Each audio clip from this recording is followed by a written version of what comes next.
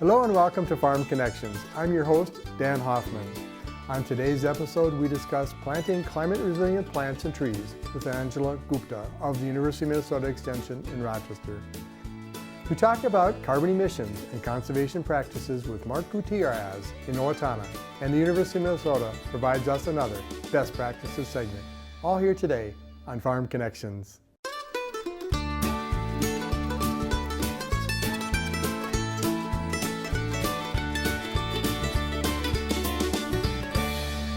Welcome to Farm Connections with your host, Dan Hoffman. Farm Connections made possible in part by Minnesota Corn, working to identify and promote opportunities for corn growers, enhance quality of life, and help others understand the value and importance of corn production to America's economy. EDP Renewables North America, owner-operator of Prairie Star and Pioneer Prairie wind farms in Minnesota and Iowa. EDPR wind farms and solar parks provide income to farmers and help power rural economies across the continent.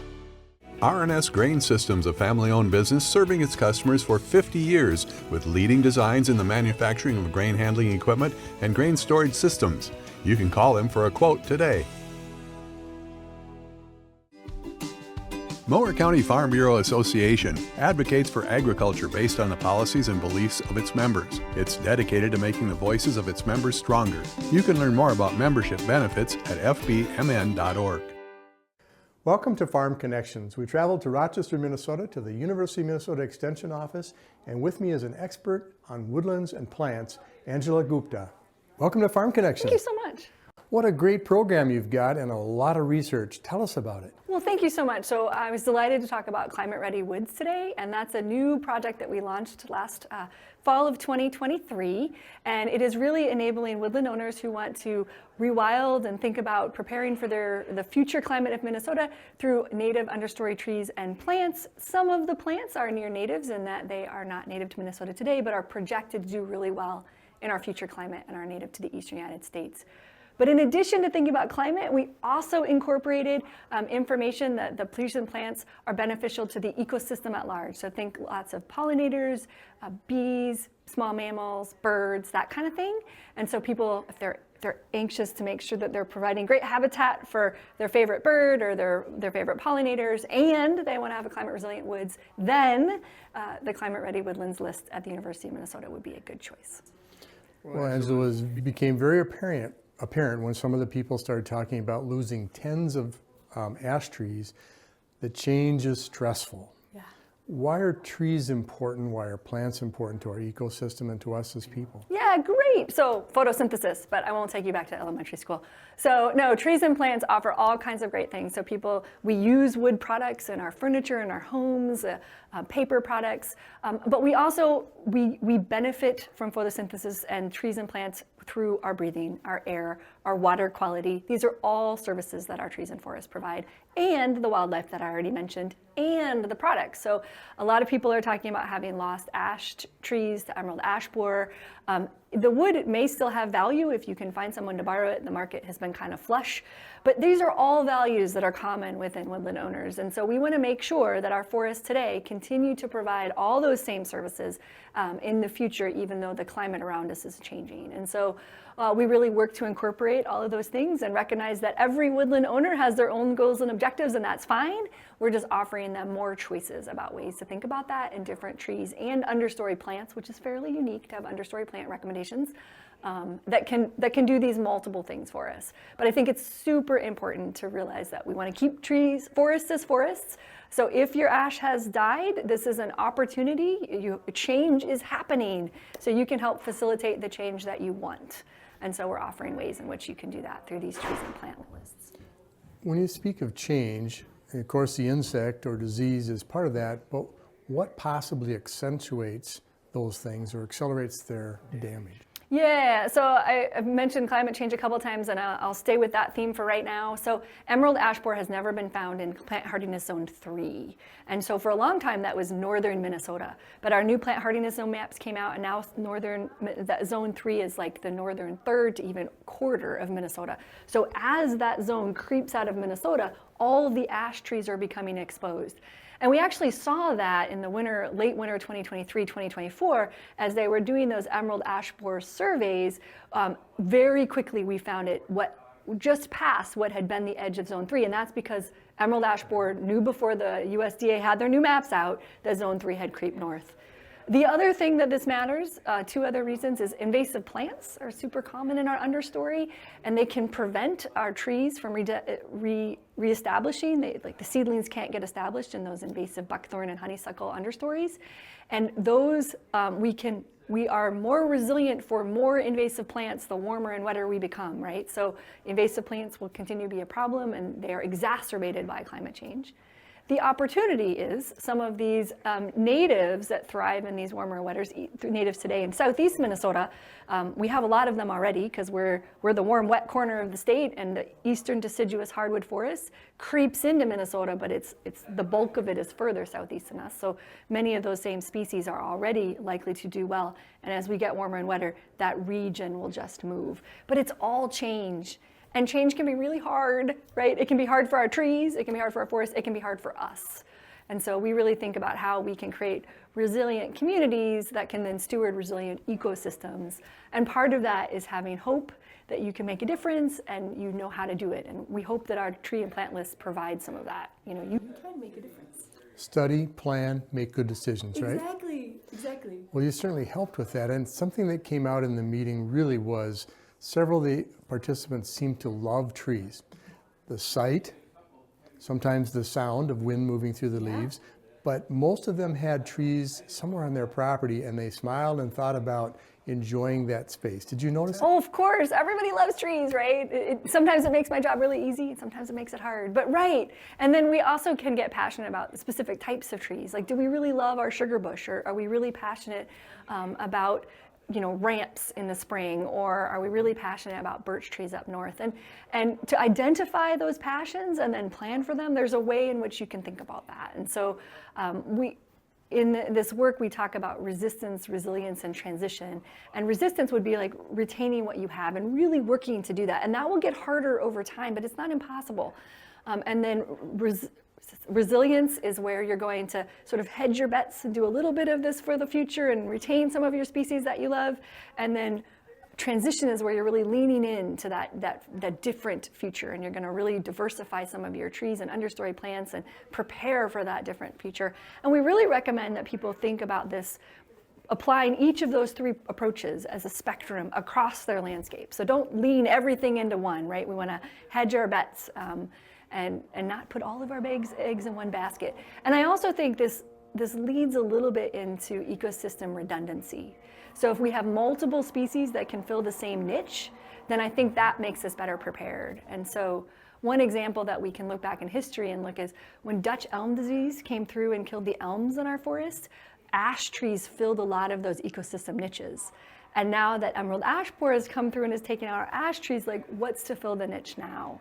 And in some forests, it could be cottonwood, it could be silver maple, but in some it might be buckthorn and honeysuckle, right? And so then intervention would be important, and you can lean into some of these other things.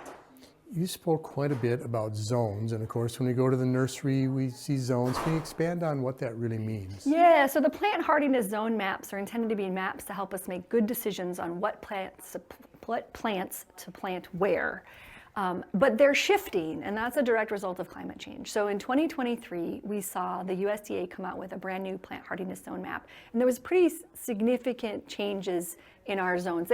We didn't go from like zone 3 to zone 5, but zone 3 became a much smaller portion of northern Minnesota, zone 4 is most of the state, and then there's more zone 5 in the southern. That is very different if you look back to 20 years before, when it was mostly zone 3 in the north, zone 4 in the south. And what that means is trees and plants are limited typically by 2 things: temperature and moisture. And as we get warmer, more things will grow here, and as we get wetter, more things will grow here. And so when we look at those plant hardiness zone maps, and then we think about the trees and plants that can grow there, we are likely to have more options as we get, and again, that can be a pro and a con, but it does mean that as a woman owner, you can really think about that a little bit differently. The other thing I think it's worth reflecting upon is those maps change, right? I mean, we just saw the change from last time. It was, in my opinion, long overdue. It had been pretty delayed. I think you're going to see more changes. And if the winter of 2023, 2024, I mean, that wasn't even included. It was the warmest winter on record, right? So when that data starts to roll in, I think you're going to see some other changes. So.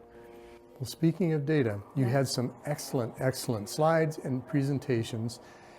One of them particularly, in 100 years, there was 6 degrees temperature change in Minnesota. Can you speak to that a bit? Yeah, and so this was something that I recently really came top of mind. So Minnesota, being the center of a large continent of North America, isn't buffered by the oceans as much as our coastal neighbors are. And so that means that this change in temperature is more exacerbated in the center, and we're in the center. And so we are seeing the largest change in sort of the continental United States. And as you get north, the changes become more exacerbated. So like Alaska sees really dramatic change. But it means that we are getting warmer faster than our neighbors to the south. And so I was just reflecting upon this in invasive plant early spring phenology. And it looks like we are running, so in the spring of 2024, we're running 6 to 8 weeks earlier than the spring of 2023. And that is a lot, right? And that's because we're experiencing these changes more quickly and more drastically than many other states around us. Since our trees like certain soils, certain amounts of moisture, certain soil types, a temperature change plus the precipitation really stresses them, right? Yeah, exactly. And so, when I think of myself as a tree, if you will, right? A big bur oak might last for 300 years, and that seedling is not moving. It's got to adjust or it's not going to make it. And that is the same across our landscape, and it is really stressful for all of those trees and plants. And so you're going to see this shifting. And some of these long-lived woodies like trees, they are not as agile as some of those, those annual plants or even the perennial plants, but that have 10 or 15-year life cycles, right? They're going to be able to adjust a little bit more quickly and move. But it is going to be stressful, and there are going to be changes within the system. And so part of the foundation of this climate-ready woodlands is this thought about rewilding. And that's where we're really trying to restore ecosystem functions, and we're doing this through diversity. And so how can we change the plants so they can support the critters? And that becomes really important, I think, as we look about this diversity in the ecosystem and redundancy so we can have resiliency. Angela, you gave a lot of great information. Unfortunately, some people couldn't make it today. Is there a place they can go to see the lists of plants and some of the other data and research you've got? Yeah, thank you so much for asking. I really appreciate it. Yes, the Z link is provided here. Awesome. Wonderful work, needed work. Thank you. Thank you so much. Stay tuned for more on Farm Connections.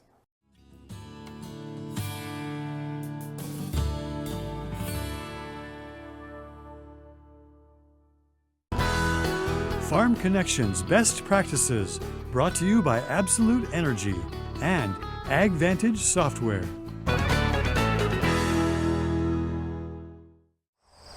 Hi, I'm Ryan Miller, Crop Extension Educator with the University of Minnesota Extension, and this is today's Best Practices segment. Well, we're getting late in the year here. We're out scouting some soybeans. They're in the reproductive stage. So we thought we'd take a little bit of time today to talk about best practices around defoliating insects. And there's one particular insect out here today that's causing some damage to the soybean plants, and that's the Japanese beetle. They're small, probably about the size of a dime, dark color, and then they kind of have a metallic green-orange appearance. Very easy to identify when you're out in the field. But these pests do cause some foliar damage. They feed on the leaves.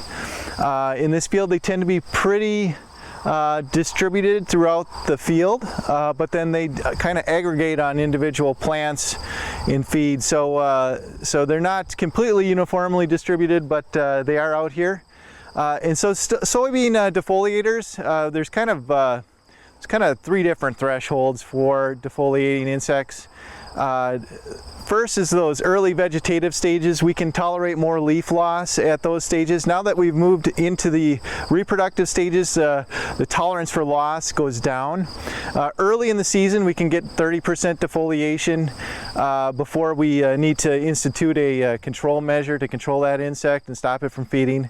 When we get to these later reproductive stages, we can tolerate only 20% defoliation. And so it's human nature to kind of overestimate foliar damage of the soybeans. And so what we're going to do is take a look at a plant.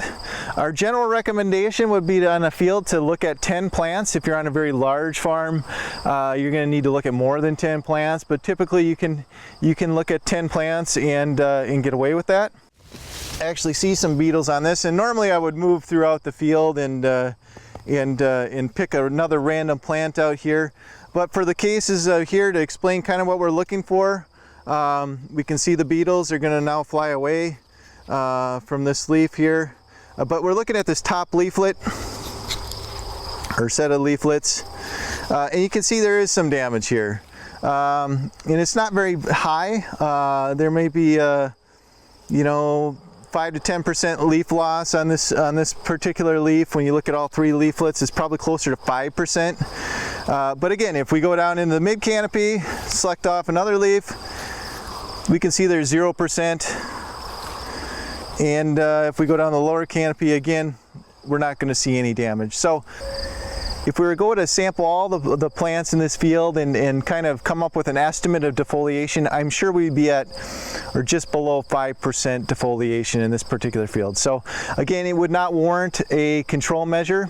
Other things to think about when we're trying to decide, if we do cross that defoliation threshold and decide to make a treatment, the thing to consider is pre-harvest interval. To choose a product that's not going to put us out of our desired harvest window because we have to wait longer than we'd like to do the harvest. So we've got to pay attention to that when we get later in the season here. So one last thing to think about when we're talking about some of the insects that cause defoliation damage, and there are a handful of insects we have in Minnesota that can feed on the pods and cause some damage there. And so we've got to be considerate of that, to look for damage to the pods. We don't have any of those pests out here, but things like bean leaf beetle, stink bugs, as well as grasshoppers can actually cause some damage to the pods. Bean leaf beetle can spread a virus. So those are some things to consider too when we're out evaluating late season insects or in the reproductive stage to kind of limit damage to the pods. And generally the kind of rule of thumb there is to have to institute some kind of control when you have 10% damage to pods. So pay attention. I know in some places in Minnesota this year it's been drier. They might be seeing some damage to pods from things like grasshoppers. Again, in this field, if we looked around, our pods are intact. It's been just primarily that defoliation on the upper canopy here in these soybeans. I'm Ryan Miller, Crops Extension Educator with the University of Minnesota Extension, and this has been today's Best Practices segment.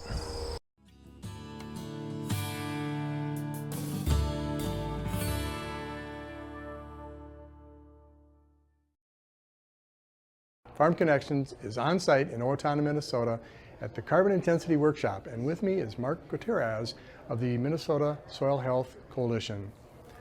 Mark, welcome to the show. Thanks for having me. Well, as Executive Director, you have some really great responsibilities and a great organization. What do you do and what is it? And we do have a great organization. The Minnesota Soil Health Coalition is a farmer-led, farmer-run organization, and we educate about soil health and help farmers implement the practices. Well, that's a lot in itself. What do you do as Executive Director? Well, I work with the board members to host on-site field days and conferences educating about soil health, and we coordinate farmer mentors and other farmers who are experiencing these practices to host these and lead our education programming. Well, today was an excellent example of good education. What part did you have in that? Yeah, well, we helped kind of come up with the idea and worked on picking the location, picking the speakers, sourcing the ethanol plant guys like Don Burns to come and speak today. All the above, coordinating the food, coordinating everything. Well, it was standing room only. And it was certainly very important that you shared this message. Why did you want this group gathered in this particular spot? That's a great question, and it really comes down to the board members that are behind me. Those folks are the ones who, they tell us what their needs are as farmers. And so when we hear what their needs are, then we work to meet those needs. And so they had a lot of questions about, what is a CI score? How does it help me? How can I get paid off of it? And so we hosted an educational event to help get that word out, because if they need to know it, then every other farmer needs to know it too. You mentioned CIS score. Can you tell us more about what that acronym means and why is it important? Sure. That stands for Carbon Intensity Score. And in a nutshell, the government is giving a tax break to ethanol plants for lowering their carbon score. And one of the main ways they can do that is to buy low carbon corn. And the way they can buy low carbon corn is from a farmer who's implementing soil health practices. They're the ones who are growing low carbon corn. Sounds like there's ways that are more environmentally friendly to grow crops versus some that are not. Definitely. There is a ton of environmental benefits from these soil health practices. Holding the soil in place, so stopping wind and rain erosion. That holds your nutrients in place, keeps the runoff from going into the rivers and going downstream to the Gulf. It also is good for profitability for farms, right? Holding those nutrients in place actually is a good investment of their money. So it's both environmentally good and it's good for the farmer. And economically, each year, hopefully there's an incentive because the crop is better quality and higher yield. Is that a possibility? Yeah, absolutely. And it's definitely a better quality, and it builds these soil health practices. When the principles are followed as a system, they build resilience into the system. They help weather the storm in heavy rainfall, which is what we see. We see more heavy, intense rains, and having these practices in place over time can make you resilient and make you survive those. You're not going to get the damage to your fields. You're not going to lose as much crop. I've even seen windstorms come through and corn crop on no-till cover crop, the corn is still standing because there's structure and the roots are firmly in the ground and they're deep, and that stability helps that corn plant stay standing. Well, that's important each year, of course, to get a crop. If you do things right consecutively for a number of years in regards to soil health, what would the outcomes be? So, well, there's a ton of benefits that come from it with that resiliency, but what we see when somebody is implementing soil health practices for a long time is that they have increased soil structure, increased earthworms, nutrient cycling, increased water holding capacity. In a lot of cases, yields go up as they've developed their biology in their soil, and that biology is cycling nutrients and feeding those crops and making them a higher quality crop. Today was a fairly successful event, if not top end, right? Yes, sir. It was very successful. What was your greatest joy as you worked with the group today? I think my greatest joy was really hearing and seeing people gather a good understanding of how they can change what they're doing on their farm, because they heard from the farmers how to do that, and they heard from the ethanol plants how they can make money off of it and be more profitable. How do we learn more about the Minnesota Soil Health Coalition? Yeah, you could check us out at www.mnsoilhealth.org or Google Minnesota Soil Health, and we'll come right to the top. And it's on our website. There's a ton of great information. We've got some fact sheets. We've got links to videos. We also have a mentor network out there of farmers who are volunteering their time to help others as they are changing their management practices to try something new. You want to try cover crops? Go check out our mentor list, reach out to them. They can tell you all kinds of things like termination, seeding rates, what chemicals to be aware of so you don't have residual chemical issues, how to set your equipment up for success when you plant. All of those things, and you can work farmer to farmer on it. Really important. And you're governed by a 7-member farmer board, is that what you said? Yes, sir, that's correct. So they're elected? They are elected by the members of the organization. And like you said, there's 7 of them. They're spread out throughout the state. We're actually looking at expanding to 9. So hopefully I'll be able to grow that a little bit. And these folks are also farmer mentors as part of being on the board. And how does one become a member? It's super easy. $25 a year. You can sign up online. You can go print the form off of our website and mail a check. And with those benefits, you get access to all the events we host. You get notification in a newsletter. We put out information on cost share. We put out information on field days. And sometimes we put out some important agronomic or other grant information that's important to farmers. We had many farmers here today who are all invested in a good agricultural system that produces crops. What if we have somebody in the audience that's not a farmer but wants to support your work? Absolutely. We have folks who are non-farmers who are members. It's the same thing. It's $25. We are a farmer organization first, and so voting members are farmers. But you don't have to be a voting member to still have a say and have input and be a part of it and volunteer with us and be a member. Awesome information. Thank you, Mark. Thank you very much. Appreciate you having me.